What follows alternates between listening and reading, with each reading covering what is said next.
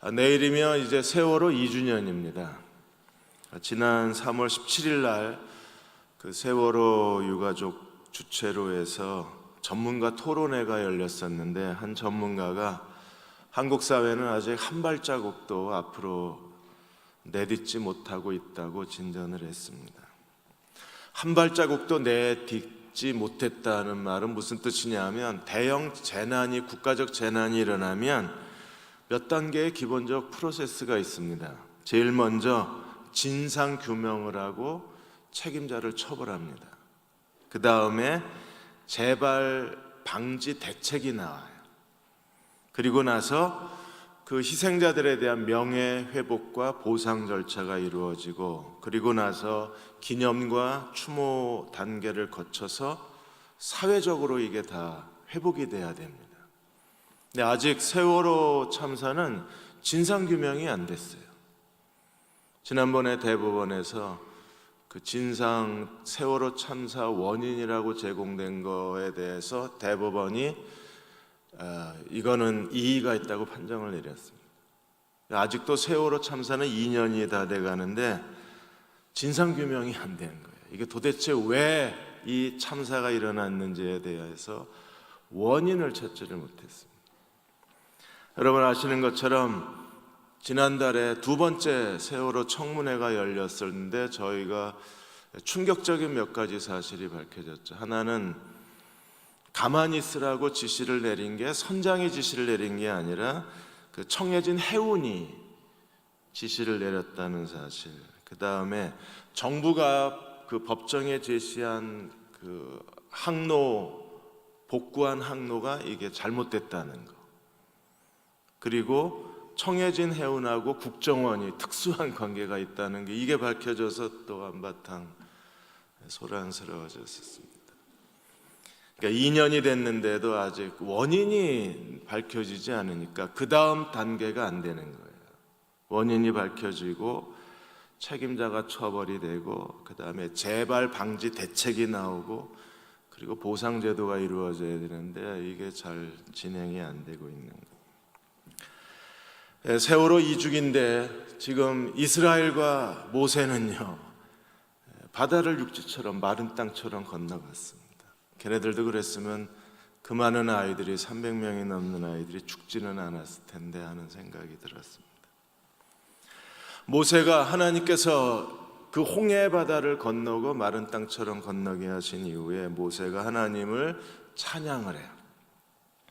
출애굽기는 1장에서 14장까지가 출애굽 과정입니다. 그리고 15장부터 18장까지가 광야 여정이 시작되고, 19장부터는 마지막 장까지 하나님이 시내산에서 율법을 주시고 성막을 건축하시는 장면이 출애굽의 기본적 구성입니다. 그래서 이제 출애굽 과정이 끝나고 오늘 15장 1절에 모세와 이스라엘 자손이 이 노래로 여호와께 찬양을 했습니다. 어떤 찬양을 했나요? 내가 여호와를 찬송하리니 그는 높고 영화로우시며 말과 그 탄 자를 바다에 던지셨음이로다. 모세만이 찬양을 한 게 아니라 나중에 미리암도 똑같은 찬양을, 여인들이 다 나와서 소고를 치며 하나님을 찬양했습니다. 우리는 14장 14절에서 홍해바다 건너기 전에 하나님이 하신 말씀을 기억합니다. 하나님께서 뭐라고 그러셨어요? 두려워하지 말고 가만히 있어라. 내가 너희를 위하여 싸우시리라. 그래서 하나님이 행하신 구원을 모세와 이스라엘 그리고 미리암과 여자들이 하나님을 크게 찬양하고 있습니다. 오늘 본문을 몇 문장으로 나누어서 살펴보고자 합니다. 먼저 15장 2절에서 6절까지 홍해에서 하나님이 어떻게 이스라엘을 구원하셨는가를 모세가 찬양을 합니다. 15장 6절에 보시면 주의 오른손이라는 말이 두 번이 나와요. 6절에 여호와여 주의 오른손이 권능으로 영광을 나타내시니이다. 여호와여 주의 오른손이 원수를 부주셨나이다. 그래서 하나님의 권능의 오른손으로 하나님이 하신 일이 뭐예요? 권능을 나타내시고, 여호와의 오른손으로 하신 일이 무엇입니까? 원수를 다 하나님께서 전멸시켜 놓으셨습니다. 하나님이 어떤 분이신가에 대해서 모세는 15장 2절과 3절에서 하나님이 어떤 분이신가에 대해서 하나님을 노래해요. 우리는 출애굽 시작하면서 모세가 처음 3장에서 하나님 만났을 때 하나님께 묻잖아요. 하나님의 이름이 뭐냐고. 이스라엘 백성에게 하나님이 어떤 분이시라고 소개를 할까요? 라고 하나님께 물었을 때 하나님 뭐라 그러셨습니까? 나는 스스로 있는 자. 그리고 하나님이 가르쳐 주신 이름이 뭐였어요? 나는 여호와 그랬습니다. 근데 오늘 2절과 3절에 보면 모세가 아주 구체적으로 하나님이 어떤 분이신가를 노래하고 있어요. 하나님 어떤 분이셨나요? 여호와는 나의 힘이시요 노래시요 나의 구원이시요 나의 하나님이시요 내 아버지의 하나님이시요 6절에 여호와는 용사시니 그랬어요. 그러니까 홍해바다를 한번 건너고 나서 모세는 눈이 열려져서 하나님이 누구이신가를 하나님께 대한 살아있는 지식을 경험하고 있는 거예요. 그래서 하나님은 나의 힘, 나의 노래, 나의 구원, 내 아버지의 하나님 여호와는 용사가 되셔서 이스라엘 백성을 홍해바다에서 건져내시고 애국 군대를 홍해에서 멸망시키신 하나님이심을 고백하는 거예요. 그래서 4절과 5절에 보시면 그 용사, 여호와는 용사시라. 하나님은 군대가 없으시잖아요. 그분 자신이 군대가 되셔서 용사가 되셔서 하신 일이 무엇입니까? 4절에 바로의 병거 군대를 바다에 던지시고 최고의 지휘관들을 홍해에 다 빠뜨리시고 깊은 물로 그들을 덮으시니 그들이 어떻게 됐습니까? 돌처럼 가라앉아 버렸어요. 바로와 애굽의 군대와 그리고 애굽의 모든 지휘관들이 돌처럼 바다에 가라앉게 하신 것이 하나님의 놀라운 구원이셨습니다. 오늘도 우리가 하나님이 우리를 위해서 행하신 일을 알고 그리스도를 찬송할 수 있는 사람이어야 합니다. 오늘 우리에게는요, 하나님이 애굽의 군대와 바로를 돌처럼 홍해바다에 가라앉게 하신 것보다 더 놀라우신 일이 무엇입니까? 예수께서 십자가의 죽으심으로 말미암아 그 피로 우리의 모든 죄를 다 용서하시고 죄의 사함을 얻게 하신 은혜야말로 하나님이 애굽과 바로의 군대를 홍해바다에 던지신 것보다 더 큰 은혜, 더 큰 기적, 더 큰 하나님의 구원이 십자가를 통해서 우리에게 주시는 죄 사함의 구원입니다.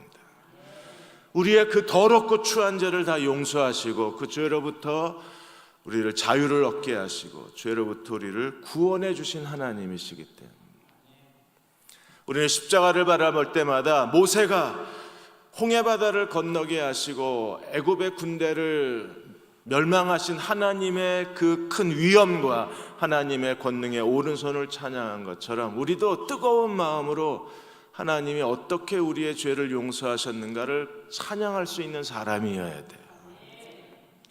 요한복음 5장 24절에 내 말을 듣고 나 보내신 이를 믿는 자는 영생을 얻었고 심판에 이르지 아니하나니 어디서 어디로 옮겼어요? 사망에서 생명으로. 어떻게 이런 일이 가능합니까? 그리스도가 십자가에 죽으시고 다시 부활하심으로 말미암아 그가 자기 목숨을 우리를 위해서 화목제물로 내어주신 그 큰 사랑으로 인해서 누구든지 그리스도를 믿는 사람 모든 죄가 다 용서받은 거예요. 자신의 더럽고 추한 죄를 본 사람들은 자기가 얼마나 추악한 죄인인가를 아는 사람들은 그리스도의 십자가를 바라볼 때마다 하나님이 값없이 용서해 주신 거에 대해서 하나님을 끊임없이 찬송할 수밖에 없어요.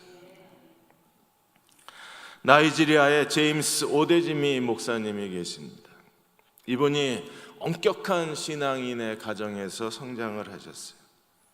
예배는 다 참석을 해야 되고 부모님을 따라서 부모님은 아주 엄격한 율법의 규례로 자녀들을 키우셨습니다. 어떤 파티도 가면 안 되고 친구 집에 공부하러 가서도 안 되고 공부는 반드시 집에 와서 해야 되고 그리고 모든 예배와 기도에는 다 의무적으로 참석을 해야 되고 친구를 사귈 때에는 부모의 허락을 받아야 돼요. 교회 가서 듣는 설교는 죄, 심판, 하나님의 저주 이런 설교만 들어야 했었습니다. 그래서 점점 마음속에 아버지가 워낙 엄하셨기 때문에 아버지가 시키는 대로 했지만 마음속에는 이제 반항심이 생긴 거예요. 하나님 그러면 무섭고 지겹고 가까이 할 수 없는 하나님이셨어요. 하나님은 잘못하기를 기다렸다가 심판하시는 하나님처럼 그렇게 느껴졌었습니다. 하나님의 사랑에 대해서 전혀 알지를 못했습니다. 그러던 어느 날 자기 인생에 대해서 진지하게 고민하는 시간을 갖게 됐습니다. 나는 이제 무엇을 위해서 살아야 되나, 어떻게 해야 되나 고민을 하고 있다가 성경을 읽기를 시작을 했어요. 누가복음 23장 34절에서 예수님이 십자가에서 드리신 기도에 마음이 멎었습니다. 아버지여 저희를 사하여 주옵소서 자기들이 하는 것을 알지를 못하나이다. 예수님의 그 기도가 갑자기 마음속에 거룩한 빛처럼 느껴지고 예수님의 그 말씀이 누군가가 큰 소리로 자기에게 설명해 주는 것처럼 느껴졌대요. 그래서 태어나서 처음으로 하나님의 사랑을 깨닫게 됩니다. 그리고 그 말씀을 의지하고 하나님께서 어떻게 자기의 죄를 용서하셨는가에 대해서 눈물로 자기 죄를 회개를 해요. 자기가 그렇게 더러운 죄인이라는 걸 이 말씀 앞에서 깨달은 겁니다. 근데 그 추한 죄를 하나님이 값없이 용서하셨다는 그 큰 사랑 앞에 굴복을 한 거예요. 그리고 이 큰 하나님의 사랑을 더 많은 사람에게 전해야 되겠다고 결단을 내리고 그래서 신학교에 가고 UBF를 통해서 성경 공부 훈련을 받고 그리고 목사가 되어서 수많은 젊은이들을 주님께로 인도를 하기 시작한 겁니다. 그는 하나님 말씀을 전할 때마다 하나님이 어떻게 나를 용서하셨는가에 대한 죄사함의 감동과 기쁨과 찬양이 마음속에서 멈추지를 않았대요. 누가 하나님의 사람입니까? 하나님이 나를 위해서 어떻게 큰 일을 행하셨는가를 온 마음으로 기뻐하는 사람들입니다. 그들은요, 그리스도가 값없이 우리의 죄를 용서해 주셨다는 죄사함의 은혜와 사랑을 깨달은 사람들입니다. 두 번째로 7절에서 11절까지 하나님의 구원에 대해서 모세가 증언을 하고 있습니다. 11절에 보시면 하나님과 같은 신이 누구오니까 두 번이나 반복을 해요. 11절에 여호와여 신중에 주와 같은 자가 누구니까? 주와 같이 거룩함으로 영광스러우며 찬송할 만한 위엄이 있으며 기이한 일을 행하는 자가 누구니까? 신중에 가장 영광스러운 신이세요. 누가요? 여호와가. 신중에 가장 거룩한 신이십니다. 누가? 여호와가. 그리고 이스라엘을 위해서 가장 기이한 일을 행하신 분이 누구십니까? 여호와 하나님이세요. 그 기이한 일을 행하신 하나님이 어떤 일을 하셨는가? 7절과 8절에 보시면 하나님의 구원에 대해서 모세는 이렇게 하나님을 고백하고 있습니다. 주께서 큰 위엄으로 주를 거스리는 자를 엎어버리시고, 주의 위엄으로. 어떤 위엄이요? 큰 위엄으로.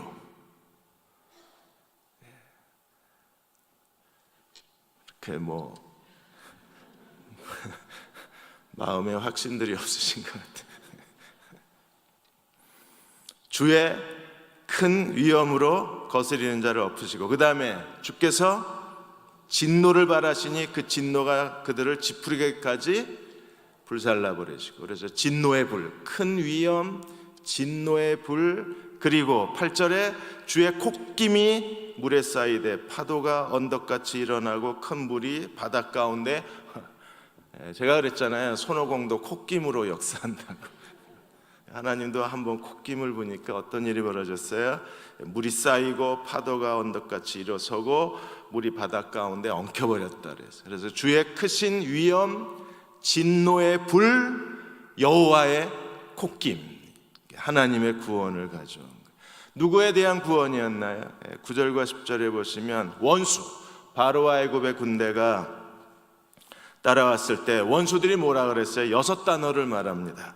내가 뒤쫓아 따라잡아 탈취물을 나누리라. 내가 그들로 말며 내 욕망을 채우리라. 내가 내 칼을 빼리니 내가 내 손이 그들을 멸하리라. 바로와 애굽의 군대가 이렇게 쫓아가서 탈취물을 빼앗아 그들의 것을 내 소유로 만들겠다고, 그렇게 내 칼로 멸할 것이라, 그 6가지 말을 말하면서 뒤쫓아온 거예요. 하나님이 어떻게 하셨나요? 10절에 보시면 주께서 바람을 일으키심에 바다가 그들을 덮으니 그들이 거센 물에 납같이 잠겨버렸습니다. 첫 번째 문단에서는요, 돌같이 잠겨버렸어요. 이제는요, 하나님이 무거운 납덩이처럼 홍해바다에 애굽의 군대를 가라앉혀 버리셨습니다. 하나님께서 예수 그리스도의 십자가의 죽음과 부활로 말미암아 우리를 대적하고 있는 죄와 사망의 권세를 하나님이 홍해바다에 납처럼 가라앉혀 버리셨어요. 죄와 사망을 정복하시고 누구든지 그를 믿는 사람에게 어떻게 하셨나요? 새로운 생명을 우리에게 주셨습니다. 원수는 아직 죽지 않았습니다. 사탄은 여자의 후손이 뱀의 머리를 상하게 하리라고 주님 말씀하셨고, 뱀의 머리가 상했습니다. 십자가의 권능과 부활의 권능으로 뱀의 머리는 상했지만 여전히 사탄은 꿈틀거리며 우리를 유혹하고 넘어뜨리려고 하고 있는 거예요.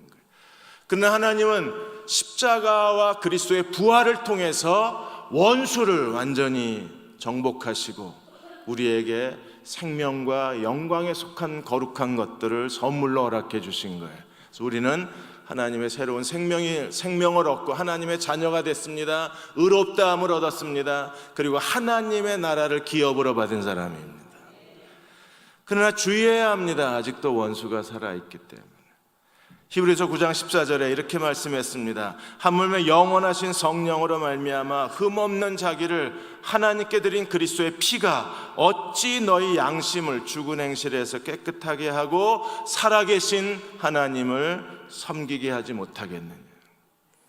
예수 그리스도를 믿고 성령으로 깨끗함을 받고 그리스도의 피로 깨끗함을 받고 성령으로 새롭게 하심을 받은 사람들은 하나님을 능히 섬길 수 있어요.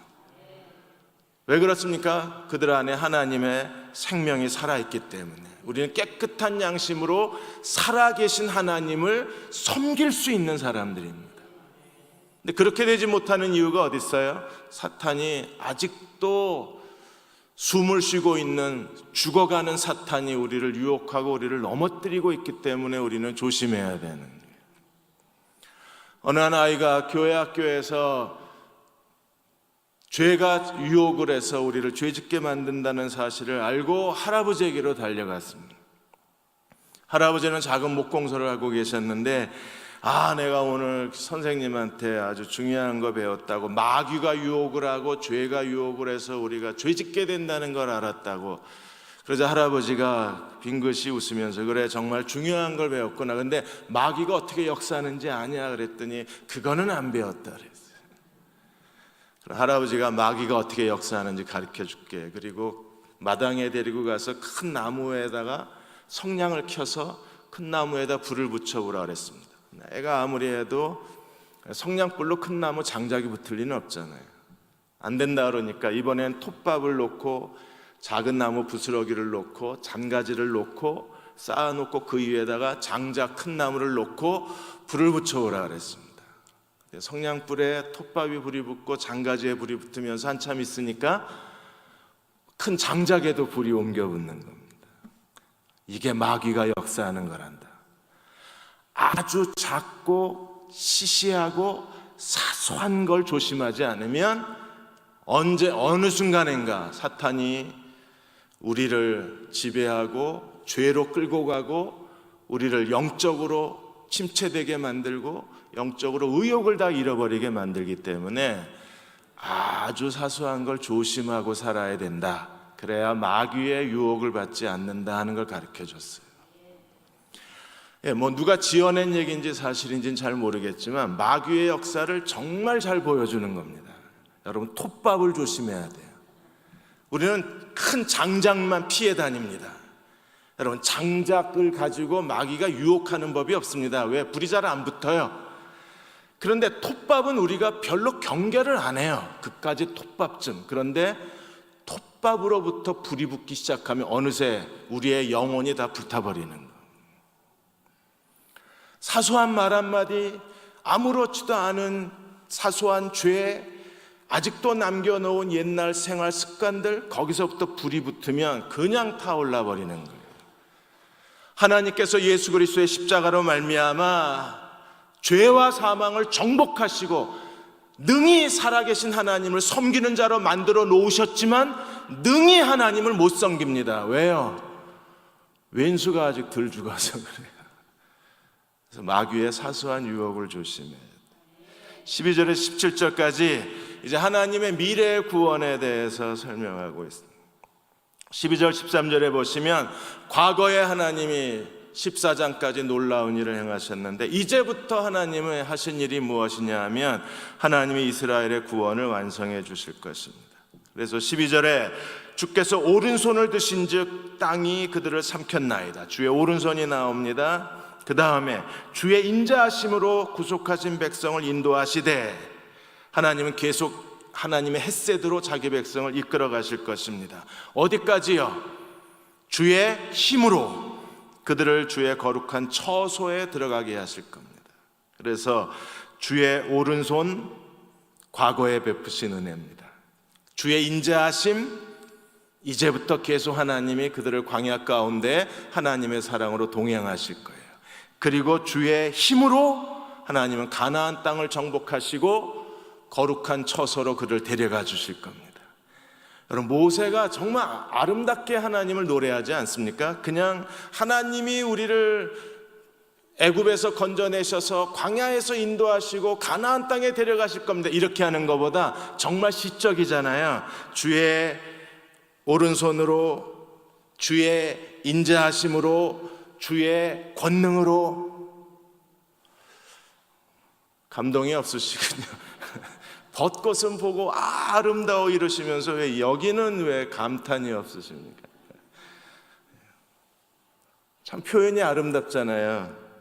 주의 오른손, 주의 인도하심, 인자하심, 주의 힘. 그러니까 과거에서 미래까지 단계별로 하나님이 역사하시는 장면이 다른 거예요. 이스라엘을 출애굽할 때에는 오른손으로, 광야를 지나가는 동안에는 하나님의 헷셋으로, 그리고 가나안 땅을 정복할 때에는 여호와, 전쟁에 능하신 여호와의 능력으로, 그렇게 하나님께서 이스라엘 미래까지 이스라엘의 구원을 책임져 주시는 거예요. 이렇게 할 때 가나안 족속들은 어떻게 반응할까요? 14절에 보시면 14절에 16절까지 여러 나라가 듣고, 가나안 7족속입니다. 듣고 떨며 블레셋 주민이 두려움에 잡히고 에돔 두령들이 놀라고 모압 영웅들이 떨림에 잡히고 가나안 주민이 다 낙담하고. 하나님이 이스라엘에게 주신 약속의 땅이 어디예요?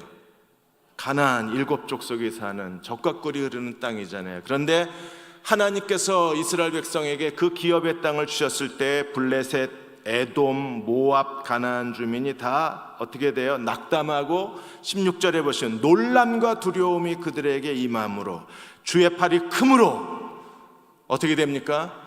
돌같이 침묵한다 그랬어요. 돌처럼 가라앉고 납처럼 바다에 가라앉고 이제는요 돌부석, 망부석이 돼버리는 거예요. 돌처럼 그들이 굳어져 버리게 하실 거라고 하셨습니다.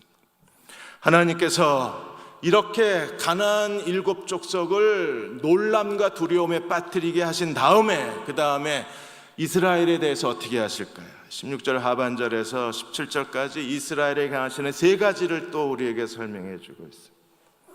여호와여, 16절 하반절에 여호와여 주의 백성이 통과하기까지, 주께서 사신 백성이 통과하기까지, 이스라엘 백성이 가나안 땅에 들어갈 때까지 하나님이 자기 백성을 인도하실 것입니다. 우리가 천국에 갈 때까지 하나님이 우리를 인도하실 걸 믿으십니까? 하나님의 인자하심, 하나님의 헷셋으로 우리를 하나님이 인도하실 거예요. 그러니까 너무 이렇게 슬픈 표정하고 있지 마십시오. 이렇게 어두운 표정하고 계시지 마세요. 하나님이 다 통과할 때까지 하나님이 자기 백성을 인도해 주실 거예요. 구약의 이스라엘에게 그렇게 하셨다면 오늘 우리에게도 동일하게 하실 겁니다. 주의 백성을 인도하사 그들을 주의 어디에 심으세요? 기업의 산. 그 다음에 여호와여 이는 주의 처소로 삼으시려고. 하나님의 처소, 예루살렘 성전, 하나님의 성전이 하나님의 처소잖아요. 하나님의 집. 그리고 이스라엘이 하나님의 집이 된 겁니다. 그것은 어떤 곳입니까? 이것이 주의 세우신 성소로소이다.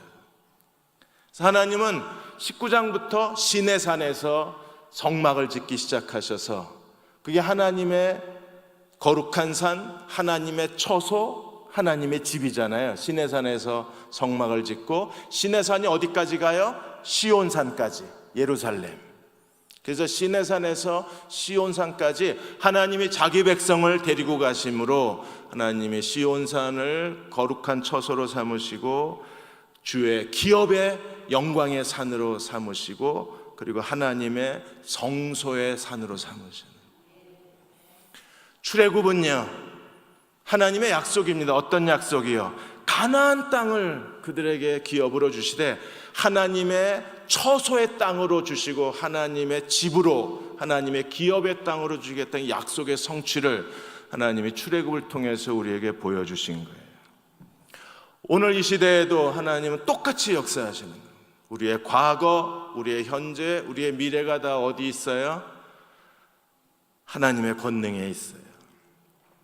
하나님은 우리를 구원하셨을 뿐 아니라 가나안 7족속을 정복하시고 하나님의 성소를 세우신 하나님이 오늘 우리를 하나님의 시련을 통해서 우리의 육적인 것을 다 벗어버리게 하시고 성령으로 행하는 사람이 되게 하셔서 우리를 성령의 열매를 맺게 하시고 우리가 걸어다니는 하나님의 성전으로 삼으시는 것이 하나님의 구원입니다. 베드로전서 4장 1절에서 2절까지 그리스도가 이미 육체의 고난을 받으셨으니 너희도 같은 마음으로 갑옷을 삼으라. 이는 육체의 고난을 받은 자가 뭘 그쳐요? 죄를 그칩니다. 죄를 그치는 게 구약에서는요 7족속을 정복하는 거하고 똑같은 겁니다. 가나안 7족속을 정복하는 과정이 오늘 우리에게는요 하나님이 죄를 그치시는 과정하고 똑같은 거룩한 전쟁이 있는 겁니다. 그 후로는 우리는 어떻게 되나요? 다시는 사람의 정욕을 따르지 아니하고 하나님의 뜻을 따라 육체의 남은 때를 살게 하려 함이라. 하나님의 뜻대로 산다. 이게 하나님의 거룩한 처소가 되는 거예요. 하나님의 뜻대로 사는 사람들, 그들이 하나님의 기업의 영광스러운 시온산이 되는 거예요. 하나님의 뜻대로 사는 사람들, 하나님이 그 손으로 세우신 하나님의 성전과 같은 사람이 되는 거예요. 하나님이 오늘도 우리의 삶에 여러 가지 크고 작은 어려움들을 통해서 연단을 통해서 죄를 그치게 하시고 그리고 하나님 뜻대로 사는 사람으로 만들고 계신 겁니다. 2011년 6월 30일 날 러시아 모스크바 차이코프스키 국제 콩쿠르가 열렸었는데 시상식에 대한민국 젊은이 5명이 올라갔어요. 남녀 성악 1위 한 2명의 남녀 성악가가 올라가고 그 다음에 피아노 연주 부분에 2위를 한 학생이 올라가고 그 다음에 바이올린 3위를 한 학생이 올라가고 이렇게 해서 한국 학생이 5명이 올라갔습니다. 그래서 세계 음악계가 깜짝 놀랐어요. 한국 아이들의 그 뛰어난 실력에 대해서. 그런데 이렇게 5명의 아이가 세계적인 국제 콩쿠르 대회에서 한꺼번에 시상식에 참여할 수 있었던 것은 그 뒤에 금옥 아시아나 그룹 문화재단에서 이 아이들을 1998년도에 발탁을 해서 이 아이들을 집중 투자를 한 겁니다. 이 아이들을 집중 투자해서 2011년 차이코프스키 국제 콩쿠르에서 이 아이들이 다 입상하게 만들어 놓은 거예요. 이걸 불어로 메세나라고 합니다. 메세나는 재능 있는 아이들, 또 스포츠 선수나 음악이나 예술 분야에 재능 있는 아이들을 누군가가 후원하는 걸 메세나라고 그래요. 그러니까 이 아이들은요 금호 아시아나 문화재단에 메세나가 있었기 때문에 탁월한 실력을 발휘할 수 있었던 거예요. 여러분, 하나님도 우리의 메세나가 되고 계신다는 걸 알고 계십니까? 하나님이 우리의 후원자세요. 내가 이렇게밖에 못 살지만 그래도 내 후원자는요 금호 아시아나 그룹보다 몇십억 배 더 큰 하나님이 내 후원자십니다. 내가 능력이 없어서 이렇게 살지 제대로만 살았으면 아마 하나님의 그 큰 손이 우리를 후원하시면, 그러니까 하나님께서 나의 후원자가 되셔서 오늘도 나를 양육하고 계신 하나님이심을 기억해야 돼요. 그러니까 죄를 그치게 하실 때 우리는 빨리 하나님의 고난의 손에 붙잡힌 바 되어서 죄가 끝나야, 그래야 하나님 뜻대로 살아요. 그들이 하나님의 성전이 되는 거예요. 그 하나님의 성전이 하나님의 구원의 가장 중요한 목적이잖아요. 거기에 가야, 그래야 하나님 쓰시는 거예요. 거기에 가질 못하니까 우리는 국제 콩쿠르가 매년 열리는데도 입상도 못해요. 여러분 말고 저요. 이게 능력을 하나님이 드러내어 주셔야 되는데 아직 주의 성전 처소의 자리까지 못 가서 그런 거예요.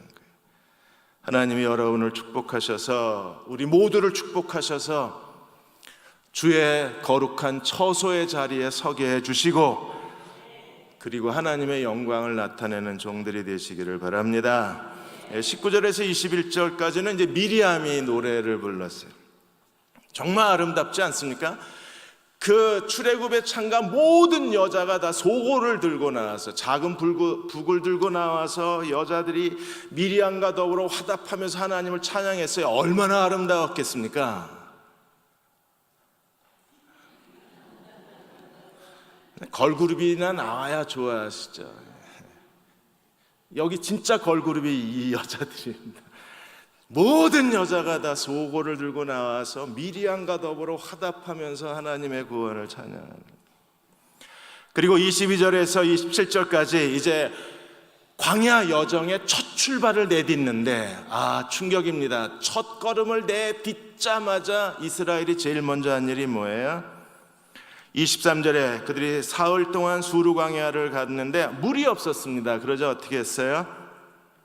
마라에 이르렀으니 그곳 물이 써서 마시지 못하겠으므로 그 이름을 마라 쓴물이라 그랬습니다.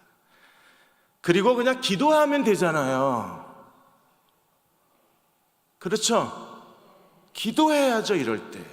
그런데 이스라엘은요, 항상 거꾸로 갑니다. 이게 아직 죄가 그쳐지질 않아서 그래요. 기껏 지금 모세와 더불어서 사흘 전에, 불과 사흘, 지난 주일날입니다. 아니다. 사흘 전이 화요일. 우리가 하나님을 찬양하고 막 소고를 치고 하나님의 능력 크고 영화로우신 하나님, 높고 위대하신 하나님 찬양하고 사흘 만에 완전히 다 잊어버렸어요. 다 잊어버리고 물을 마시지 못하니까 이스라엘 백성의 즉각적 반응이 뭐예요? 24절에 백성이 모세를 원망하여 이르매 우리가 무엇을 마실까? 하나님이 홍해바다를 건너신 걸 두 눈으로 보고 온몸으로 체험을 했으면 하나님이 광야에서 얼마든지 물을 주실 수 있는 하나님이심을 믿어야 되는데 믿음이 없는 거예요. 그럼 믿음이 없었나요? 아닙니다. 우리가 14장 31절에 분명히 뭐라 그랬어요? 14장 31절, 성경이 거짓말하는 게 아니면 이스라엘이 여호와께서 애굽 사람들에게 행하신 그 큰 능력을 보았으므로 백성이 여호와를 경외하고 여호와와 그 종 모세를 뭐 했더라? 믿었더라. 근데 사흘 지나니까 원망하더라. 사람 믿음이 이렇게 변덕스러운, 하나님을 의지하지 못하고 모세를 원망을 하는 거예요. 그때 하나님께서 이 마라의 쓴물에서 놀라운 약속을 주세요. 어떤 약속을 주십니까? 치료하시는 하나님.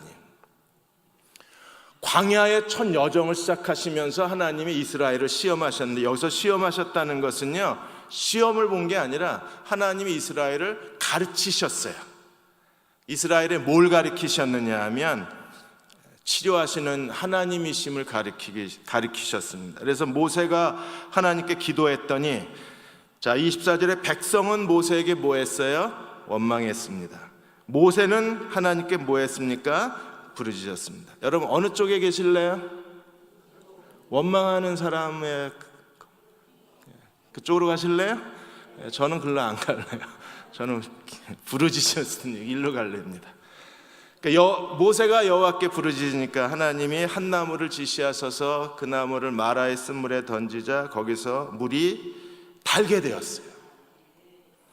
그리고 하나님이 시험을 하셨습니다. 어떤 시험을 하셨습니까? 26절, 너희가 너희 하나님 여호와의 말을 들어 순종하고 내가 보기에 의를 행하며, 이게 장차 이제 19장에서 시내산에서 하나님 율법을 주실 거잖아요.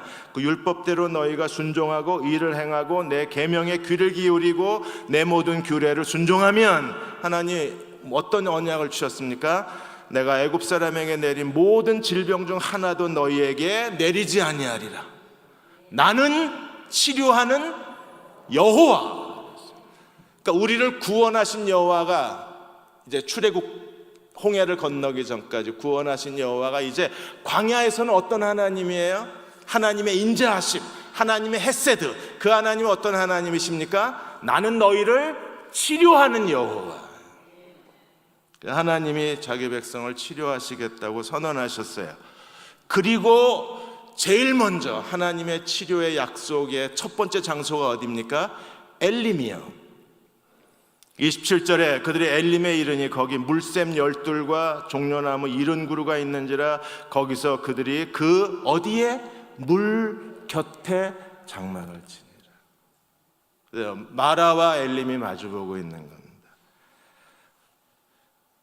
벤맨 켈리지 박사가, 그분이 영국의 세인트 메리 의과대학에서 의사가 되시고, 그분이 그 1979년에 이란 혁명 때 혁명에 가담했다가 거기에서 이란의 그 에빈 교도소에 수감이 돼요. 그래서 거기 교도소에 있는 동안에 약이 없잖아요. 그런데 거기 죄수들이 계속 두통에 시달리고 소화성 그 위궤양에 시달리고 통증 환자들이 많이 있는 겁니다. 근데 그들을 치료할 수 있는 약이 없기 때문에 이분이, 그 벤만 켈리지 박사가 한참 기도하고 고민을 하다가 시험적으로 해본 게 뭐냐면 물을 마시게 했어요.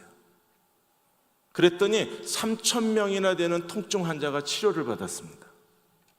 물만 마시게 했는데. 그 공로가 인정이 돼서 벤만 켈리지 박사가 3년 만에 교도소에서 나와요. 자유를 얻어요. 그리고 본격적으로 이분이 그 물에 대해서 연구하기 시작합니다. 사람이 24시간 동안에 약 4만 잔의 물이 체내 순환이 된대요.